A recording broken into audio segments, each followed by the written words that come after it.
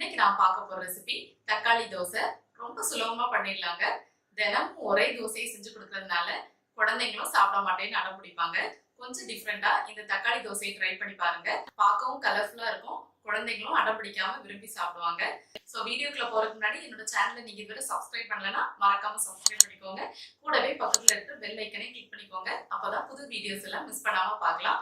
இப்போ தக்காளி தோசை செய்ய ஸ்டார்ட் பண்ணிடலாம். ஃபர்ஸ்ட் தக்காளி தோசை பண்றதுக்கு தேவையான பொருட்கள் என்னதெல்லாம் பார்த்துக்கலாம். இந்த ஸ்பூன்ல 3 ஸ்பூன் அளவுக்கு இட்லி மாவு எடுத்து வச்சுருக்கேன்.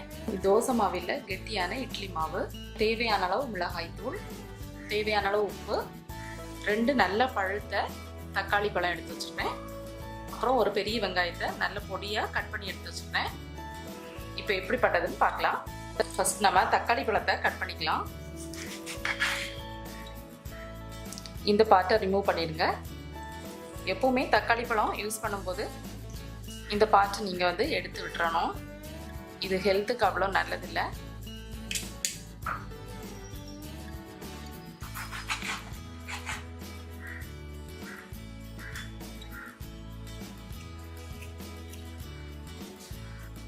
இப்போ இதை ரஃப்பாக கட் பண்ணிக்கிட்டா போதும்.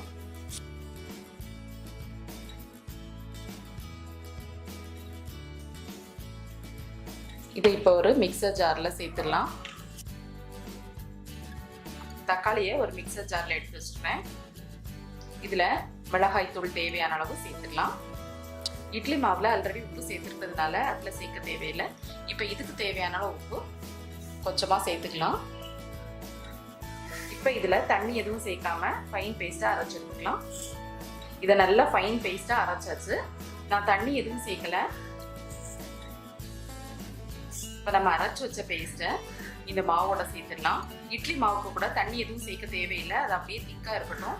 அப்போ தான் நம்ம இந்த அரைச்சி வச்ச விழுது சேர்க்கும் போது தண்ணி சரியாக வரும். சேர்த்துட்டு இப்போ நல்லா கலந்து விட்டுடலாம்.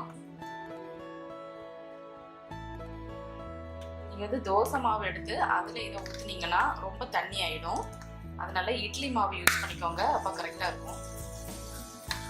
எப்போவுமே தக்காளி தோசைக்கு தக்காளி செலக்ட் பண்ணும்போது நல்ல பழுத்ததா நல்ல ரெட் கலரில் இருக்கிற மாதிரி சூஸ் பண்ணிக்கோங்க.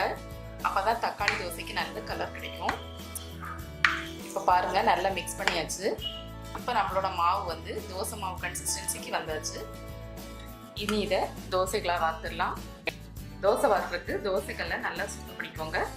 இப்போ கல் நல்லா சூடாயிடுச்சு. நம்ம எண்ணெய் தடவிடலாம். இதில் ஒரு கரண்டி மாவு எடுத்து நார்மல் தோசைக்கு வார்க்கிற மாதிரி ஊற்றிக்கலாம்.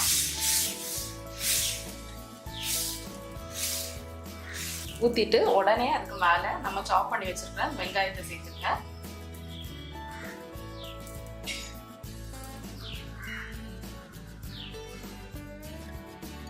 தோசை நல்லா வேகிறதுக்காக இதுக்கு மேலே கொஞ்சமாக எண்ணெய் சேர்த்துக்கலாம்.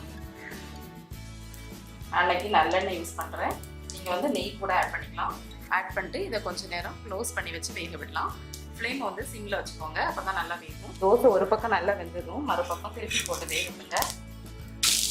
இப்போ தோசை 2 பக்கம் வெந்ததுக்கு அப்புறமா எடுத்துடலாம்.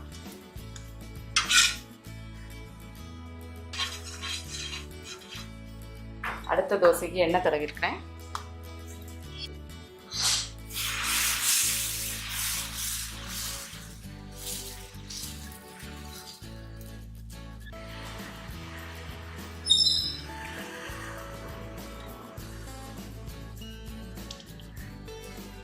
எண்ணெய் ஊற்றிட்டு மூடி வச்சுருங்க. ஒரு பக்கம் வெந்துருச்சு, மறுபக்கம் திருப்பி போட்டுக்கலாம். தோசை 2 பக்கம் வெந்துருச்சு, வெளியே எடுத்துடலாம்.